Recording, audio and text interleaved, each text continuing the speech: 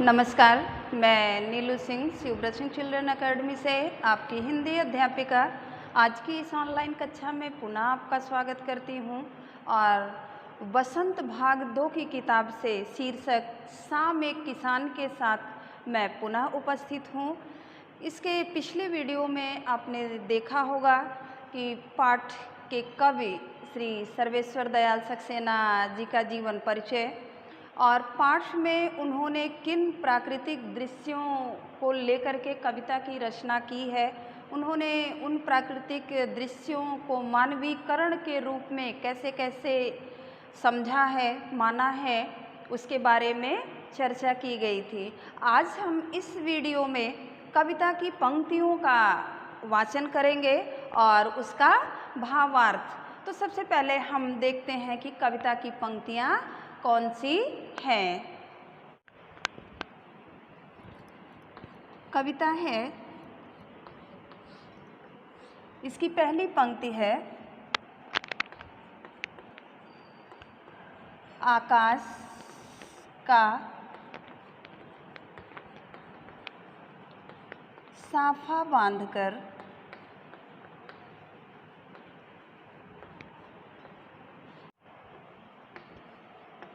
सूरज की चिलम खींचता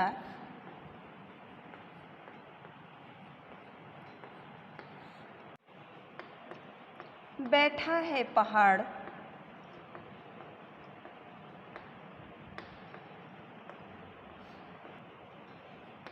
घुटनों पर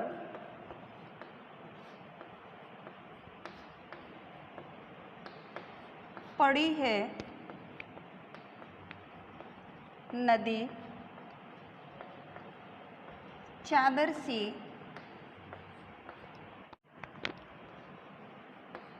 पास ही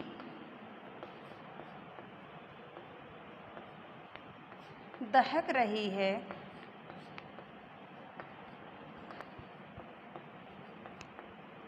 पलाश के जंगल की अंगीठी,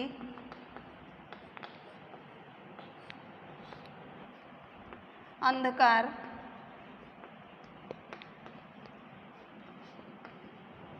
दूर पूर्व में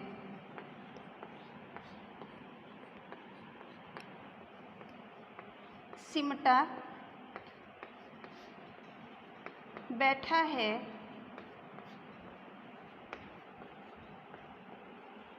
भेड़ों के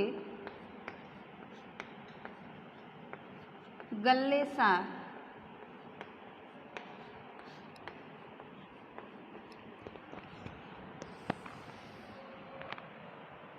ये तो कविता की पहली पंक्ति है कि आकाश का साफा बांधकर सूरज की चिलम खींचता बैठा है पहाड़, घुटनों पर पड़ी है नदी चादर सी, पास ही दहक रही है पलाश के जंगल की अंगीठी, अंधकार दूर पूर्व में सिमटा बैठा है भेड़ों के गले सा।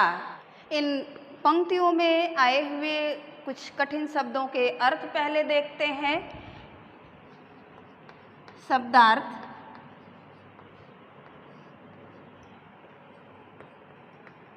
शब्द, अर्थ। शब्द है साफा, साफा यानी पगड़ी।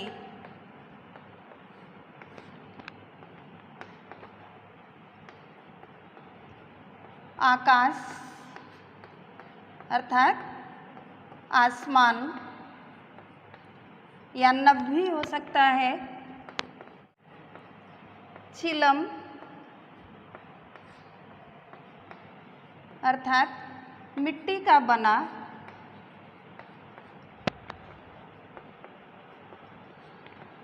बर्तन या ऐसा पात्र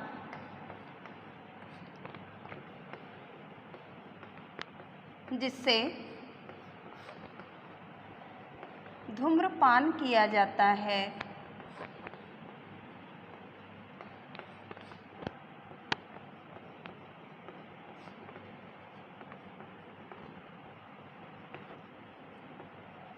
दहक, दहक यानी जलना। पलाश यानी टेसू का वृक्ष।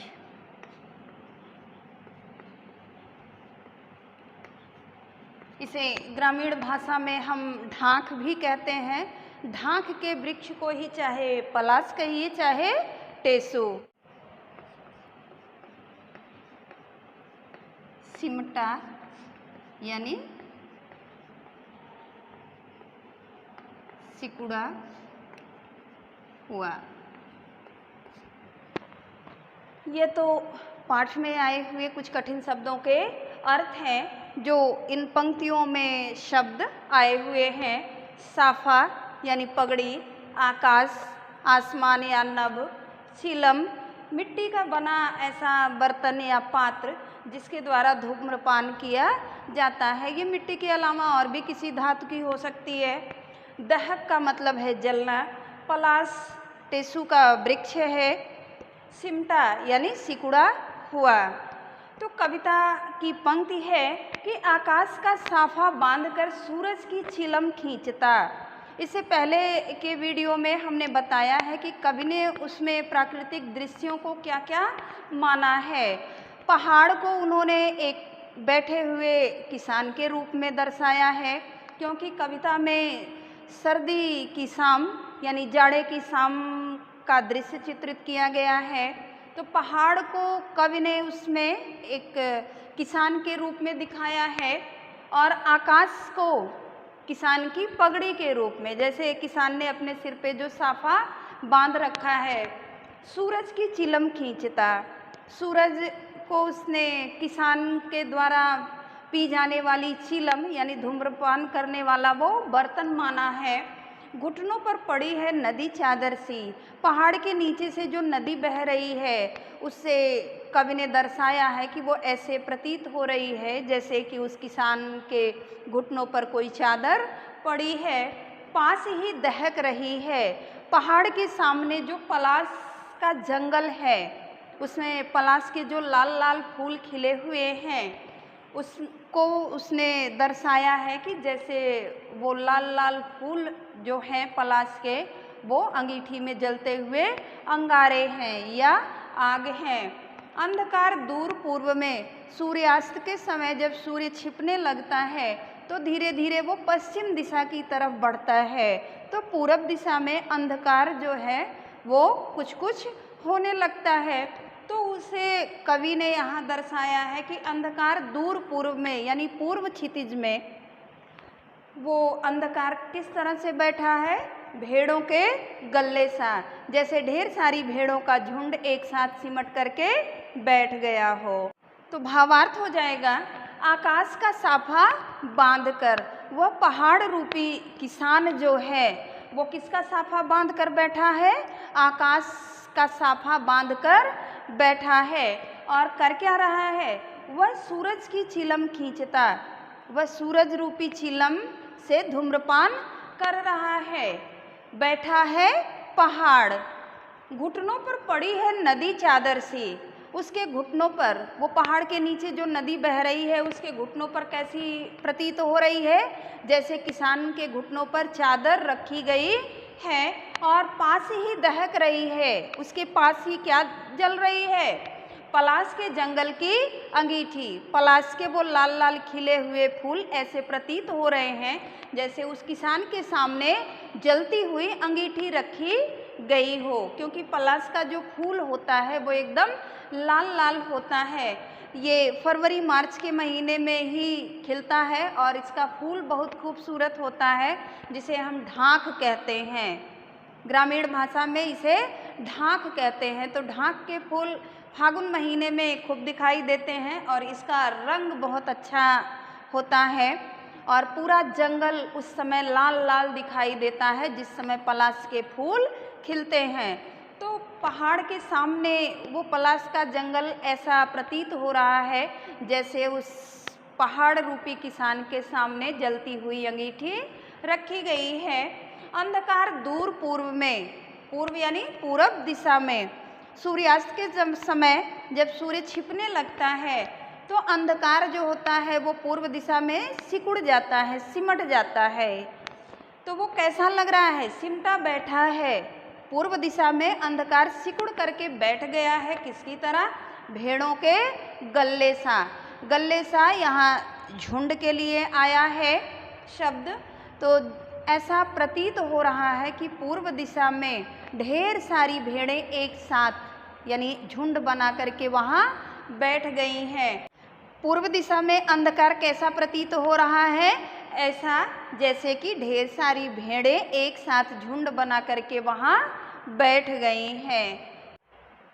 यह तो कविता की पहली पंक्ति का भावार्थ है कि वह पहाड़, किसान रूपी पहाड़, वो आकाश रूपी साफा बांधकर सूरज की चिलम से धूम्रपान कर रहा है और पहाड़ के नीचे बहती हुई नदी ऐसे प्रतीत हो रही है जैसे किसान ने अपने घुटने पर कोई चादर रख रखी है। और पहाड़ के सामने पलाश का जो जंगल है उसमें जो लाल लाल पलाश के फूल खिले हुए हैं वो ऐसे प्रतीत हो रहे हैं जैसे किसान के सामने जलती हुई अंगीठी रखी गई है। और पूर्व दिशा में अंधकार कुछ इस तरह से सिकुड़ करके, सिमट करके बैठ गया है, यानी सिकुड़ गया है, या पूर्व दिशा में अंधकार इस तरह से हो गया है जैसे ढेर सारी भेड़ों का झुंड एक साथ वहाँ पर बैठ गया हो। इसके बाद वहाँ पर पूरा दृश्य जो है वो एकदम शांत वातावरण है, पूरा शांति का माहौल है। पहली पंक्ति में कवि ने जो भी दिखाया है, जो भी दर्शाया है, ये सब प्राकृतिक दृश्य हैं, ये प्रकृति के प्रतिबिंब हैं जो उन्होंने माना है। ये दृश्य है, ये दृश्य है। तो दृश्य यानी फोटो कोई जैसे देखें आप तो फोटो एकदम शांत रहती है, फोटो में सिर्फ आप चुपचाप फोटो को देख सकते हैं। तो पहली पंक्ति में ये सारा दृश्य है दिखाई दे रहा है जो यहाँ पे, लेकिन दूसरी पंक्ति का भाव दूसरा है।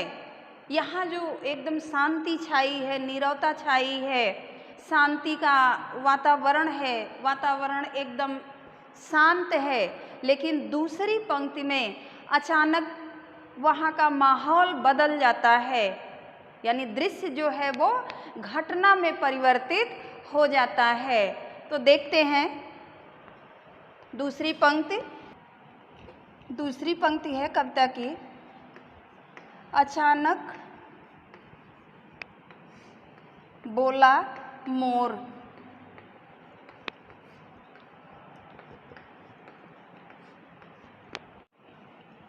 जैसे किसी ने आवाज दी,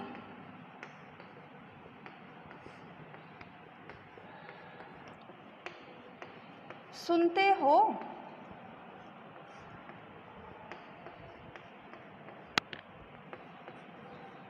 छिलम औंधी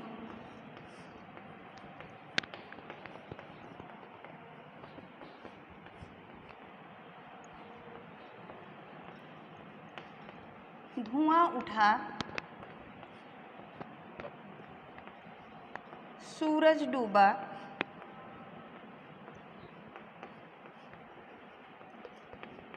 अंधेरा छा गया। ये तो कविता की दूसरी पंक्ति है। तो इसमें आए हुए कठिन शब्दों के अर्थ देखते हैं। शब्दार्थ,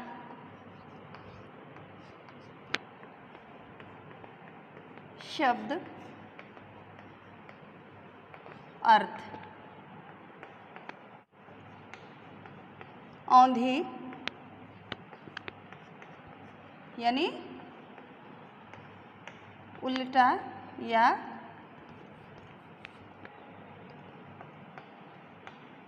उलट जाना।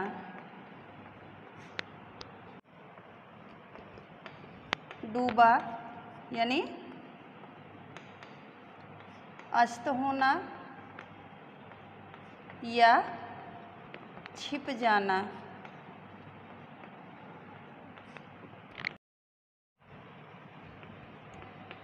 अंधेरा, अंधकार।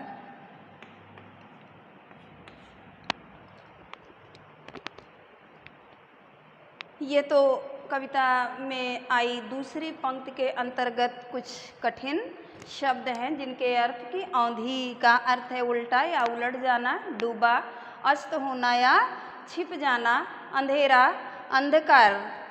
पहली पंक्ति में जहां आपने देखा कि वातावरण एकदम शांत है, दृश्य है, लेकिन दूसरी पंक्ति में वही दृश्य घटना में परिवर्तित हो जाता है कि जब वहां पे आपने देखा कि सबसे अंतिम लाइन जो थी उसमें लिखा था कि अंधकार दूर पूर्व में, अंधकार दूर सिमटा बैठा है भेड़ों के गल्ले सा, यानी पूर्व दिशा में अंधकार इस तरह से प्रतीत हो रहा है जैसे ढेर सारी भेड़ों का झुंड एक साथ आकर के वहाँ बैठ।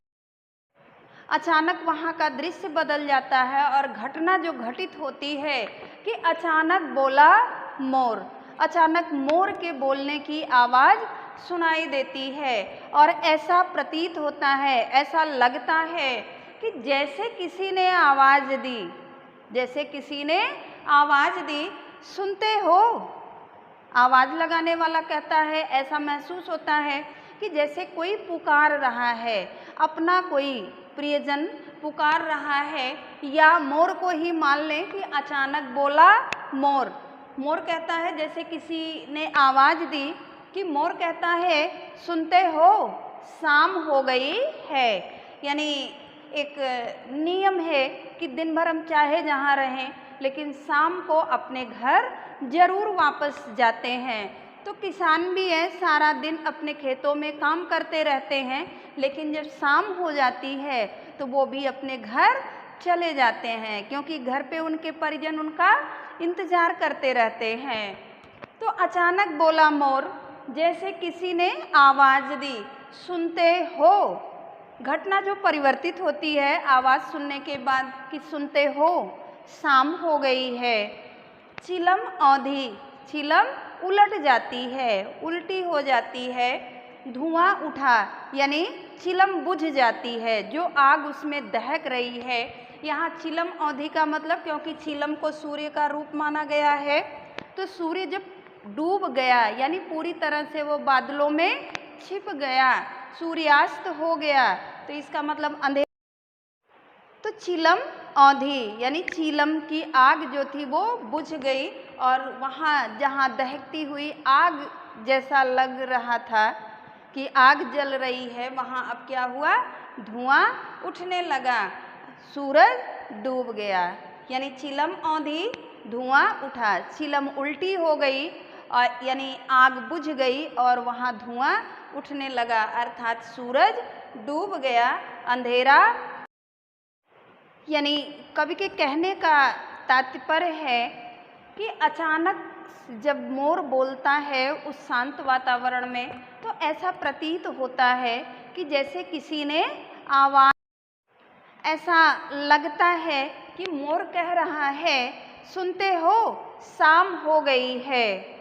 चिलम उलट जाती, आग बुझ जाती है, धुआं उठने लगता है, सूर्य अस्त हो जाता है और चारों तरफ अंधेरा छा जाता है। इस तरह से कविता की दूसरी पंक्ति का दृश्य दूसरा हो जाता है, यानी दूसरी पंक्ति जो है वो घटना में परिवर्तित हो जाती है और पहली जो पंक्ति है वो दृश्य ही रहता है, क्योंकि उसमें कवि ने प्रतिबिंब माना हुआ है। जो प्राकृतिक उपादान है उन्हें कवि ने क्या माना है, प्रतिबिंब माना है। पुनः हम एक बार फिर से दोनों पंक्तियों का सारांश बताते हैं आपको कि पहली पंक्ति में, कविता की जो पहली पंक्ति थी कि आकाश का साफा बांधकर सूरज की चिलम खींचता बैठा है, घुटनों पर पड़ी है नदी, पास ही दहक रही पलाश के जंगल की अंगीठी। अंधकार दूर पूर्व में सिमटा बैठा है भेड़ों के गले सा। कि यानी पहाड़ को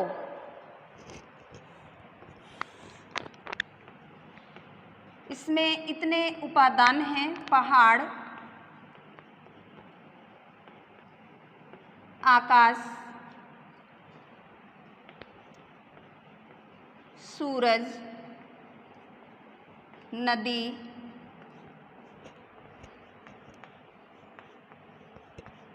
पलाश के फूल,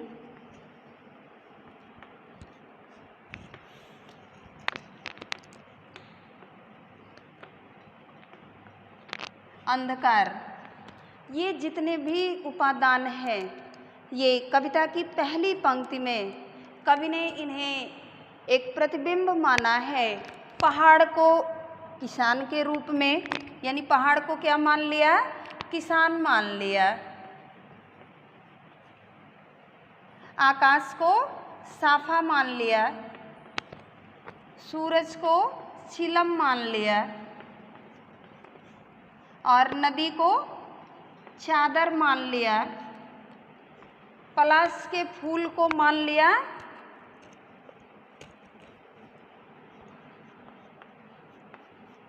जलती हुई अंगीठी।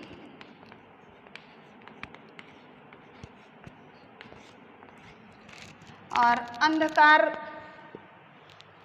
के सिमटने को, यानी अंधकार को ऐसा मान लिया जैसे भेड़ों का झुंड।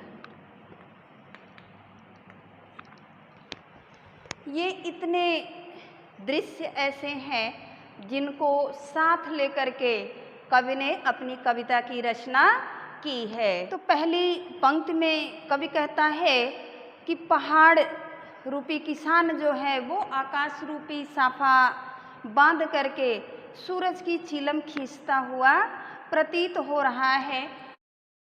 पहाड़ के नीचे जो नदी बह रही है वो किसान के घुटने पर पड़ी हुई चादर के समान प्रतीत हो रही है। पहाड़ के सामने जो पलाश का जंगल है वो ऐसा प्रतीत हो रहा है जैसे जलती हुई अंगीठी रखी गई है। और पूर्व दिशा में अंधकार इस तरह से सिमट करके बैठ गया है जैसे प्रतीत हो रहा है कि भेड़ों का झुंड एक साथ आकर के वहाँ बैठ गया है। तो दूसरी पंक्ति में, क्योंकि पहली पंक्ति तो हमने बताया कि दृश्य है, पूरा एकदम शांत वातावरण है, क्यों वहाँ प्रतीत हो रहे हैं, लेकिन अचानक यहाँ घटना, वो दृश्य जो है घटना में परिवर्तित हो जाता है। तो अचानक क्या महसूस होने लगता है? अचानक मोर के बोलने की आवाज़ सुनाई देती है और ऐसा महसूस होता है जैसे किसी ने, यानी मानो कोई आवाज़ लगा रहा हो, ऐसा लगता है, ऐसा महसूस होता है कि मोर कह रहा है, यानी मोर बोल रहा है कि सुनते हो शाम हो गई है, यानी शाम हो गई है, घर चलने का समय हो गया है। तो जब घर चलने का समय हो गया है तो चिलम औंधी, यानी चिलम उलट जाती है, आग बुझ जाती है और धुआं उठने लगता है। सूरज डूबा, सूर्यास्त हो जाता है और चारों तरफ अंधेरा छा जाता है, क्योंकि सूर्य डूबने के बाद ही रात का आगमन हो जाता है। रात पूरा अंधेरा अंधेरा एकदम हो जाता है। रात में सूरज जब निकलता है पुनः प्रातः काल का समय आ जाता है, यानी जब धरती पर सूरज की किरणें पड़ती हैं तो दिन का आरंभ हो जाता है और जब सूरज अस्त हो जाता है, डूब जाता है, तो रात की शुरुआत हो जाती है। तो कवि ने कविता में जाड़े की शाम के दृश्य का वर्णन किया है और इन्होंने मानवीकरण अलंकार का प्रयोग किया है। मानवीकरण का मतलब जितने भी जड़ वस्तुएं हैं उनसे मानवीय क्रिया करवाना, जैसे कि वो मानव की तरह ही कार्य करते हों। अब जैसे पहाड़ है, पहाड़ जड़ है, लेकिन उससे क्या रूप दे दिया कवि ने? एक किसान का दे दिया। आकाश को साफा बना दिया। नदी जो बह रही है उसे चादर का रूप दे दिया। पलाश के जो फूल खिले हुए हैं लाल लाल, उन्हें आग का रूप दे दिया कि जलते हुए अंगारे हैं। सूरज को चिलम का रूप दे दिया। तो ये प्राकृतिक प्रतिबिंब का जो चित्र खींचा है उन्होंने अपनी कविता में। तो आप कविता को जब ध्यानपूर्वक पढ़ेंगे तो वो प्राकृतिक दृश्य आपकी आँखों के सामने ऐसे ही नज़र आएंगे जैसा कि उन्होंने कविता के माध्यम से खींचना चाहा है। तो आप अपनी इस कविता को शाम एक किसान ज़रूर याद करिएगा। और सर्वेश्वर दयाल की यह बहुत ही खूबसूरत कविता है जिसमें सभी प्राकृतिक दृश्यों को मानवीय क्रियाओं से ओतप्रोत किया है उन्होंने। तो वीडियो देखते समय आप अपनी किताब को अपने पास ज़रूर रखिए और कविता को ज़रूर याद करिए। कविता को जब आप भावपूर्वक पढ़ेंगे तो कविता का भाव भी आपको समझ में अच्छे से आएगा। अगले वीडियो में हम बसंत की किताब भाग 2 से एक नए शीर्षक के साथ पुनः आपके समक्ष उपस्थित होंगे। तब तक के लिए धन्यवाद।